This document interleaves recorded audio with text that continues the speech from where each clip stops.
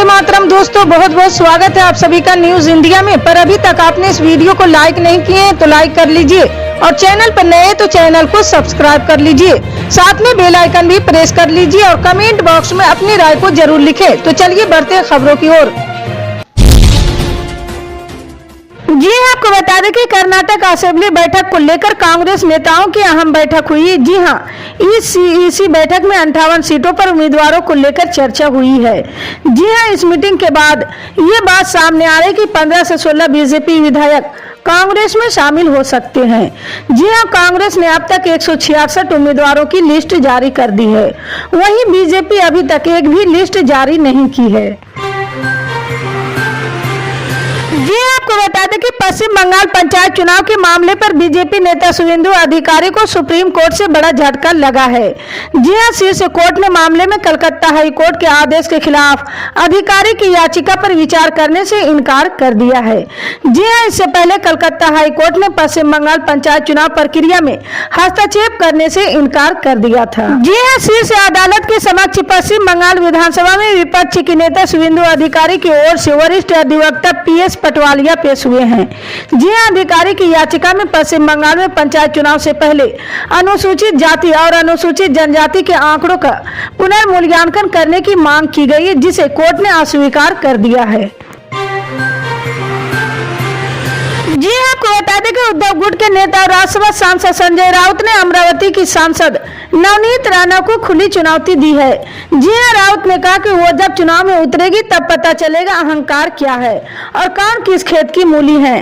दरअसल नवनीत राणा ने उद्धव ठाकरे पर निशाना साधते हुए कहा था कि अच्छे अच्छे लोगों का अहंकार भगवान तोड़ देता है, तो ठाकरे किस झाड़ की मूली है।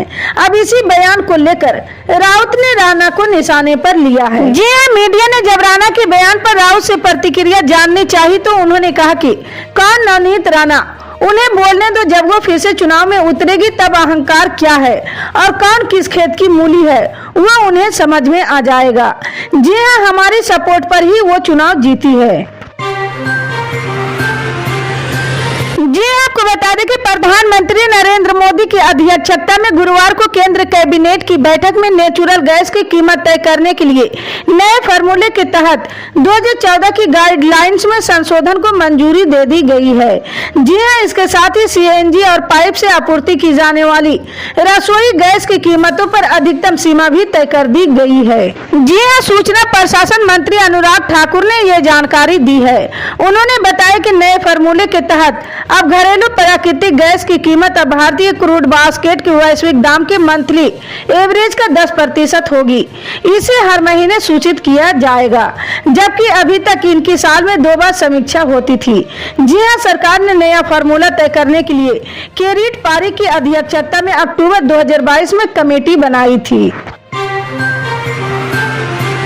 जी आपको बता दें कि दिल्ली शराब नीति केस में आरोपी डिप्टी CM मनीष सिसोदिया ने शुक्रवार को तिहाड़ से देश के नाम चिट्ठी लिखी है।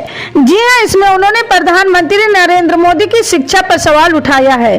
जी हां, उन्होंने लिखा कि मोदी गर्व से कहते हैं कि गांव के स्कूल तक ही उनकी शिक्षा हुई। लोग कंपनी में मैनेजर रखने के लिए पढ़ा लिखा आदमी ढूंढते हैं, क्या देश के सबसे बड़े मैनेजर को पढ़ा लिखा नहीं होना चाहिए। जी हां, मनीष सिसोदिया शराब नीति केस में CBI और ED के केस में आरोपी हैं। वे अभी तिहाड़ में बने वेयर हाउस एवेन्यू कोर्ट और दिल्ली हाई कोर्ट में जमानत के लिए अपील कर चुके हैं। जी हां, मनी लॉन्ड्रिंग केस में जमानत पर 12 अप्रैल को सुनवाई होगी। कोर्ट ने उनकी न्यायिक हिरासत 17 अप्रैल तक बढ़ा चुका है।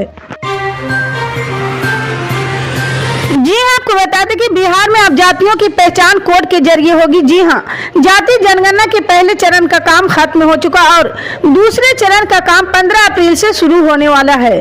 जी हां, जाति आधारित जनगणना के दूसरे चरण में जातियों की पहचान अलग अलग कोड के जरिए होगी। जी हां, जाति जनगणना में लोगों को उनकी शैक्षणिक योग्यता के आधार पर भी कोड दिया जा रहा है। जी हां, इतना ही नहीं, राज्य सरकार की ओर से एक और कोड तय किया है जो लोगों का पेशा बताएगा। जी हां, दरअसल सरकार इस कदम के जरिए जब चाहे तब पता कर सकती है कि उसके राज्य में कितने प्रतिशत लोग कितना पढ़े लिखे या कितने फीसदी आबादी अनपढ़ लोगों की है। इसी तरह व्यवसाय के अनुसार भी लोगों का सही आंकड़ा निकाल सकती है। जी हाँ, आसान शब्दों में कहे कि जैसे छन्नी से कोई चीज छानते हैं, ठीक उसी तरह से सरकार भी सब कुछ अलग अलग करके खास डाटा तैयार कर लेगी। इसी तरह की पल पल के अपडेट जानने के लिए जुड़े रहे हमारे न्यूज इंडिया के साथ। मिलते हैं अगली बड़ी खबर में, तब तक के लिए जय हिंद।